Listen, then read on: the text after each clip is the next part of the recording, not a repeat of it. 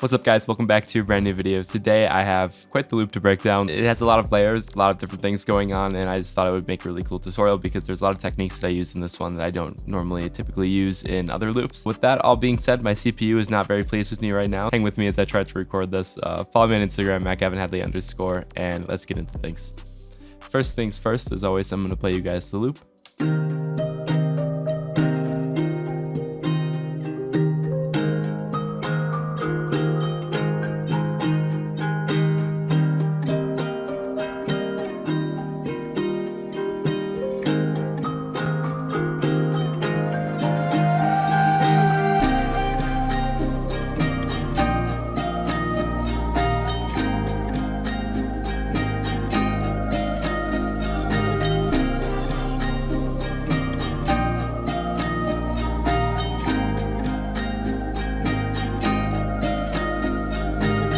That's the loop. There's a lot of stuff going on, as you guys can hear. First off, I'm going to break down the guitar sections that we have. Honestly, they're really simple because I'm using this cool tuning. This is the tuning, if you're wondering. I used it in one of my other tutorials, but basically, it allows us to create cool open sounding chords without having to use a bunch of fingers. This is what it sounds like if you just strum it. I also have a capo on the 3rd fret. As you can hear, super beautiful sounding. Don't have to do that. That's literally with no fingers. So all I'm doing for this is I'm going to put the chord diagrams on screen so you guys can see this as well a lot better because I'm terrible at explaining this honestly, but chord diagrams are a super effective way of learning how to play stuff on the guitar. So if you don't know how to read them, just look up how to read chord diagrams and you'll be able to pick it up in like 5 minutes, not even. So this is the progression. So I'm trying to like pluck this one but not the low string when I'm strumming this out. So this is my bass note, this guy. I go like this. And then I transition to moving my pointer finger to this string. And I go. I use my pinky to hit the string up there. Chord diagrams are going to make this so much easier. And then after that, I just do that same thing over and over again, but I then hit this low string, which is going to be our second bass note. So it goes. So yeah, this is what it sounds like now with that.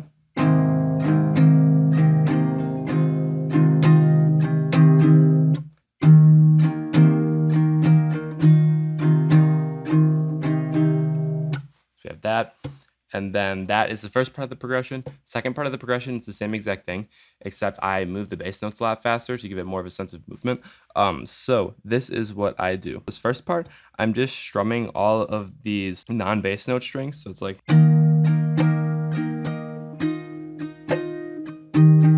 So I'm just doing that same thing, but I'm not getting any of the bass notes in there. And then in a separate take, I'm playing the bass notes. So I have that take, and now I just go like this.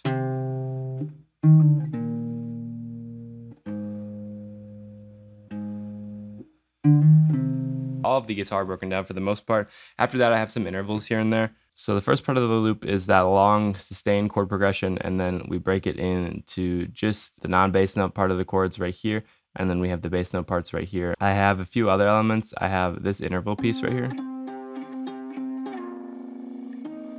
That just loops the whole time, and then I just alternated up the fretboard, keeping the same finger shape that I came up with in this tuning. And then I just have a little bit of a top melody right here. I wanted to create something that sort of contrasted this first part. As you can hear, this is like a little dark and distorted. I wanted something super light and airy and twinkly. This is like the call in the melody, and this is the response. So for this first part, it's just the same part, just put up an octave, and the second part, it sounds like this. I have a little audio recording of me just hitting the guitar like this. Some reverb on it and stuff. The effects are super exotic for this one. I was trying to do something super experimental and just get a lot of texture from amps and whatnot, which is part of the reason why this FLP is hurting so much. This first guitar, the first thing I did was add these EQs, took out some harsh frequencies here and here, and then the second EQ taking out a frequency right there as well. After that, I moved into a delay to give it a little bit more presence. I'm just using the ping pong echo preset with the mix turned down. I have an Ozone 8 Elements to widen it and give it a lot more body in both ears. I have an RC20 to sort of dirty up the sound, give it a little bit more texture. Just turn the distortion up, everything else is basically off. This Echo Boy was super useful. It's a 30 IPS tape echo preset, just to like give it a little bit more delay. You guys can hear. putting this like sort of percussive frequency and the higher frequencies in the chord progression, which I thought just added a little bit more texture to that top end. I wasn't satisfied with that. I wanted to add a part underneath, same progression, that is just distorted and coming through an electric guitar amp. That's what it sounds like. First thing I did was add archetype Corey Wong using the default preset, just turning down the bass a little bit right here. And then I have an EQ sort of accentuating the high end frequencies right here to give it a lot more presence in the high end, because sometimes with these amps, they focus a lot on low end and sometimes you can lose the high end from it. So I just boosted it back up with that EQ there. And then I have a pan man, the minor movement preset, just to give it a little bit more movement and sort of space. I've been finding that panning is super, super useful with melodies. You'll see later on in this one too. It widens up the sound and just makes it feel a little bit more lively and like more stuff is going on. Then I have an ozonate elements, just widening it again. Both of those put together. And then on this first guitar, I have like the same presets as this initial one that I broke down. And I also wanted to keep this guitar recording really raw and sort of unperfected. I like the texture that gives off sometimes. You guys can hear this first part. There's like a little like buzz sort of thing. I don't know. I didn't really care. I thought it was cool. We have this guitar too, just with that same amp on it. These guitars right here. It's first part of the intervals. And then I have another interval on top here, just pan to the right a little bit. And these are the effects that I have on these guitars. First thing I did was add an EQ, picking out some high-end frequencies there. Sort of soften up the sound a little bit. Pan man with the pendulum pan preset. This is just a super wide pan that slowly transitions everything from the right to the left here and back and forth. We have a tube screamer to get some distortion. And ozonate elements to widen it. An EQ again here to cut out some harsh frequencies, and then another archetype to give it a lot more distortion and really give it its character. Now for the second part of the guitar melody, I wanted to sort of give it some distortion, but I also wanted to keep the sound really clean, so I had to find a balance there. First thing I did was add decapitator. I've been using this a lot recently. It kind of just makes it a little bit louder, but it does give it a little bit more drive, and this is what it sounds like before and then after. It does add a little bit of distortion. I don't know. I think it's a really cool sound. And I have a fruity delay 3 on the ping pong preset, bouncing it around in both ears. Another EQ to take out some low end that we don't need. An ozone to widen it, and then an S1 stereo to get rid of some background noise. We just have this harmony part with the same effect chain on it as well.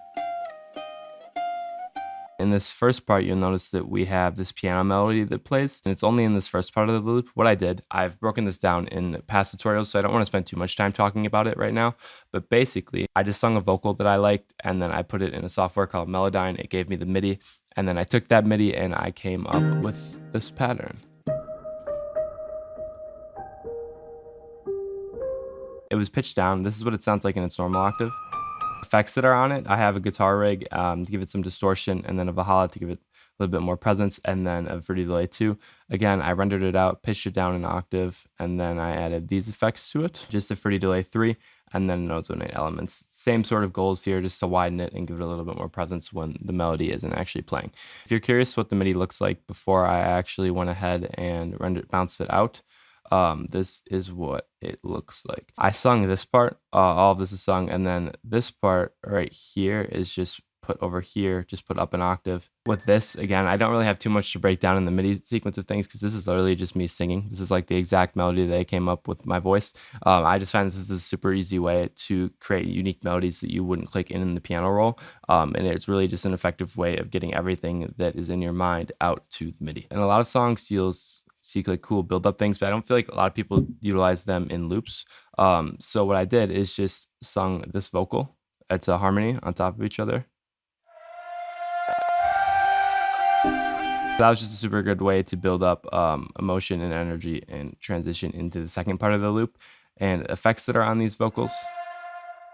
I also have an automation clip on it, just making it louder as we get closer to the second part. First thing I have is an archetype, Corey Wong default preset. Second thing I have is a pan man, is an EQ, getting rid of some low end and a bunch of high end. I have an echo boy on the dirt echo preset.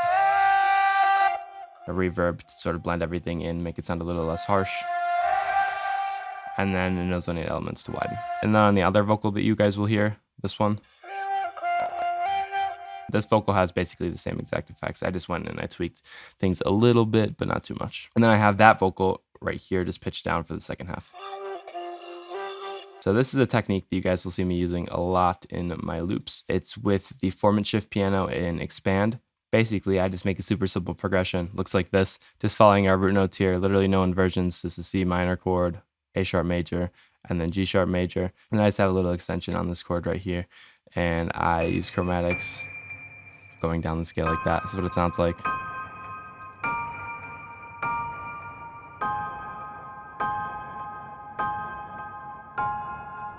Thing that really gives the sound its character is with these effects. This is what it sounds like before. And these are the same exact effects that I used in that piano lead from the first half of the melody. And I use the same technique. I just bounce the sound out, and then I put it right here, and then I just pitch it down an octave. This sound sounds super cool. Really comes to life when you pitch it down an octave. Reminds me of like songs like Black and White by Juice WRLD, maybe even like Wasted. It just is a really cool texture. Now I have this flute right here. What I wanted to do, I felt like the melody was missing a little bit more of a lead. I'm using this technique, just working up the scale. You'll see it in so many different songs. Driver's License by Olivia Rodrigo. I Love You by Billie Eilish. This just cascading up the scale, as you guys can see here.